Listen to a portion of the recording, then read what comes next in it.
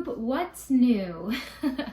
I'm back with my second installment of the What's New at Ingleside Imaginarium series that I'm working on, and it's pretty exciting that I'm back so soon because that means that I have some new things to show you from Ingleside Imaginarium, like I said. Some of these are, only one of these things is absolutely brand new, never before seen. And the others are things that you have seen that either have updates or a finished model, something like that. So I'm really excited to share all of these things with you today, and let's go ahead and get started. The first new, sort of new thing, at least part of it is new, that I'm going to show you is, it is a new month, so there is a new familiar in the catalog. This is the 2020 Ingleside Imaginarium Mystery Stitch Along. It's called Calluna Brightburn's Catalogue for Witches Familiars, or just for short, the Familiar Sal. And August, the 8th piece came out. And as you can see, that means there are only 4 left. That's hard to believe because this year has both been the longest year perhaps that I have been alive, but also the shortest in a way.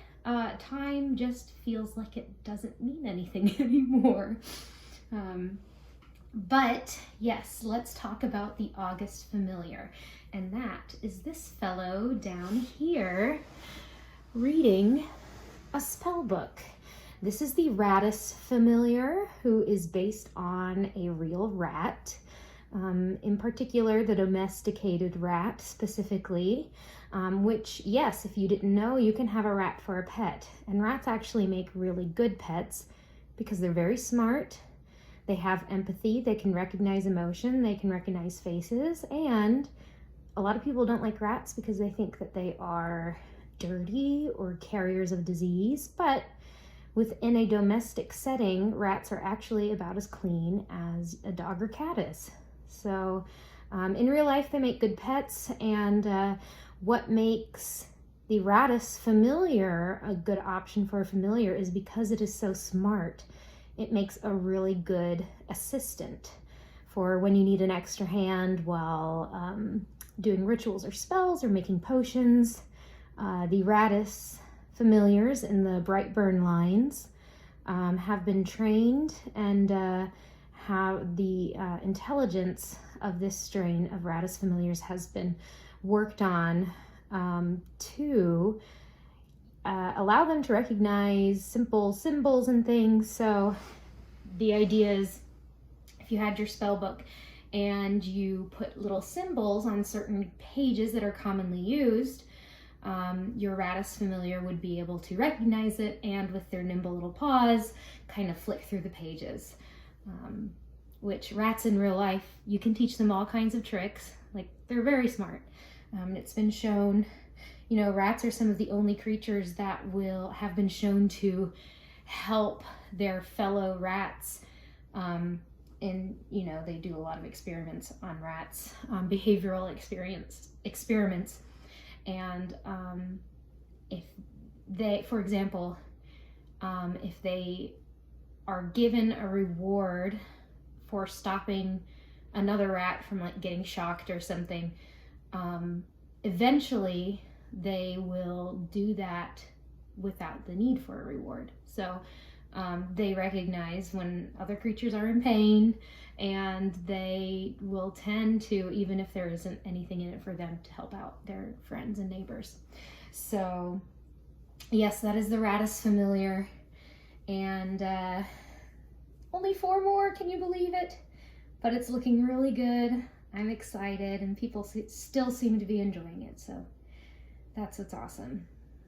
The next thing I'd like to share with you is a pattern that you have seen before, but it's never before been available through the Ingleside Imaginarium Etsy store. This is a pattern that I designed for the Lakeside Needleworks 2019 winter cross stitch book, and enough time has passed that I'm now able to offer it for retail through my own shop. And that is my Yule bucking, or booking. I'm sorry, I'm not sure what the pronunciation is. But this is the pattern that I had submitted, and it is a Yule goat going around door to door with a whole basket full of gifts on his back. And this is finished into a flat fold with Ivana's tutorial. But yeah, this has never before been available in my Etsy store, and it is now. I'll put the link in my video description so you guys can go find it if you'd like to buy it. I still like this pattern a lot, and I like that he is holiday based, but it's not, you know, your usual typical Christmas iconography, because I guess technically it is Yule iconography that has been, you know, brought in to, I think, general holiday celebration. So yeah, very pleased that he is now available. Look out for him. And these next patterns have been available for a long time at this point. However, I just now have model stitches for them. And we all know that patterns look so much better stitched in real life than they do with digital renderings. So a friend of mine, one of my coworkers in New York when the costume shop shut down, was having a really hard time filling her time so that she wouldn't feel anxious. So like the good friend that I am, I volunteered to send her some stitching, some model stitching for some old patterns that I hadn't gotten a chance to model stitch yet. And that way she could keep her hands busy, she could be feeling like she was accomplishing something while, you know, the world was falling apart. And so I'm really pleased to share these with you. These are some of my pet breed or pet variety cross stitches or patterns. If you have not seen them before, I have both a Home is Where the Dog Is series and a Home is Where the Cat Is series. And I have only certain varieties available, and I have a whole list of ones that I'd like to be available eventually. And maybe that is something I can work on while I'm home in Nashville and not working at the costume shop. But I'll go ahead and share some of the models I received back. This is the French Bulldog in the tan coloration. There are, for each breed, I tried to give some of the most common color variations. And as you can see, this is an 6x8 frame, and the designs are made so when you frame it, it looks like the little animal is peeking out of the frame. So as I said, this is the French Bulldog. I think it turned out super cute. Look at this little wrinkly face. That little wrinkly face is pretty cute. And yeah, it says Home is Where the Dog Is. And so these patterns are just cross stitch generally in the animal, and then there's the back stitch, the little bit of back stitch in the text, as well as a French knot in the dog pattern just on the eye. So that is an example of one of my Home is Where the Dog Is patterns. I asked her to do one of the Huskies too. So this is one of the varieties of Husky. And for example, I believe the Husky has this gray and white coloration, there's a black and white coloration, and then there's also a red and white coloration. So yeah, here is the Husky. I think this one looks really good. And she asked me if she could dye the Ada before stitching it. I was like, yeah, go ahead. So this is a light blue Ada, and these aren't like designed to be on any specific color. So the fact that this is on blue doesn't mean that you have to stitch every Husky on blue, if you know what I mean. Yeah, I think he turned out very handsome. And then I got two other cross-stitch pieces back from her, and those were dog patterns, but I also have Home is Where the Cat Is patterns, and these fit in a 5x7 frame. You can see here, this is the short-haired ginger tabby coloration. Super cute. And here we have a tuxedo variation, and the only cat colors I have so far are tuxedo and tabby in the short hair. I really need to create a long-haired version and get some colors up, and do a calico version because, you know, Danny's a calico and I should at least have something that will work for her. So, and these, as you can see, if you get up close, do have some, sorry for the reflection, they do have some back stitches for whiskers. And then they also require French knots for the little catnip mouse in the word cat. So yeah, here are 2 examples of the home is where the cat is pattern. So those have been on my Etsy store for a while. These ones that have model stitches, I'm going to update the listings with pictures of the model stitches so that when people get on there, they can see what it actually looks like. And the last thing I'd like to share with you is a new freebie from Ingleside Imaginarium. My friend Ebony, who I worked with to create the lady named Ella pattern, when we were discussing about if I could use her pattern and convert it for charity, she had mentioned, yes, and you don't need to pay me anything, because I had offered to give her, to like kind of pay for licensing rights or, give her a fee.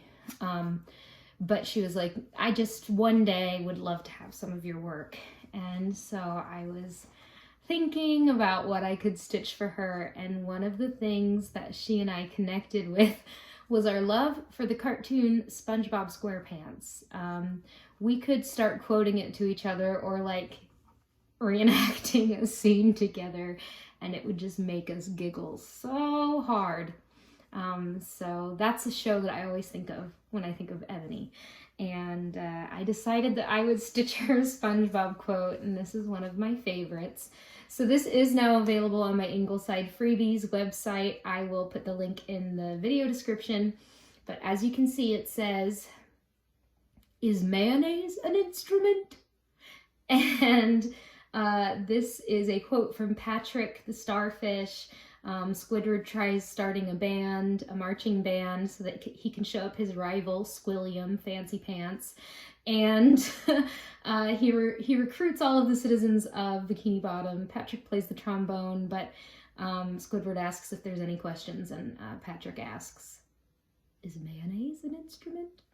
So here we are. I think this turned out so cute, and the tropical colors, these bright colors, were so much fun to stitch.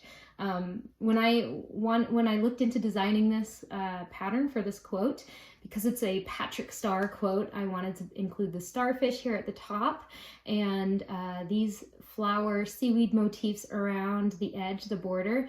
The flowers are purple, and then these are the bright green, just like Patrick's shorts, his swim trunks in the show. And these shapes I designed to be modeled off of, in SpongeBob, the sky is like it takes place underwater, takes place under the sea. So the artistic decision, I guess, to represent that was to have these kind of flower motifs in the sky. And so that is my interpretation of that. And there are bigger ones and smaller ones in 2 different colors. And I, of course, was inspired by the text of the logo here on the word mayonnaise. So this model uses 1, 2, 3, 4, 5 colors of color and cotton, but I have DMC conversions available. And it's really a pattern that you should be able to like look through your stash and find colors for. You just need a light pink, dark pink, kind of a bright green, a purple, a light yellow, and then a teal color. So this one is stitched on 32 count linen in Stardust by Hand Dyed Fabrics by Stephanie. And I painted this frame. It's a 6x8 frame. So yeah, I'm gonna send this out to Ebony, and I really hope she likes it. I think she will. I think she's gonna laugh when she opens it. She knows. She knows. She knows SpongeBob. So yes, very pleased with how that turned out, and it stitched up very quickly. So if you have a SpongeBob fan in your life, this might be a great pattern to stitch for them as a gift. And that's everything that is new this week. There's still some things that I know just need a little more work put in them to have them ready to release. So I've got those. I sent some more patterns out to my coworker who's going to be model stitching those for me. So when she gets those finished and returned, eventually I'll have some more patterns to release then. And those are new patterns, not patterns that just needed model stitches, like the home is where the dog and cat is patterns. So I'm not sure when I'll be back, but hopefully I'll be back very soon to show you guys some more new stuff. And with that, I just want to say thank you guys for your support. A lot of you last week commented, you know, you're excited to see what's new, and that you wish me luck with this new kind of video format. Hopefully, you know, I'll keep having some cool new stuff to show you guys. So thank you for watching. Thanks again for all your support at the store and in life. And yeah, I'll say goodbye and happy stitching. See you next time, everybody.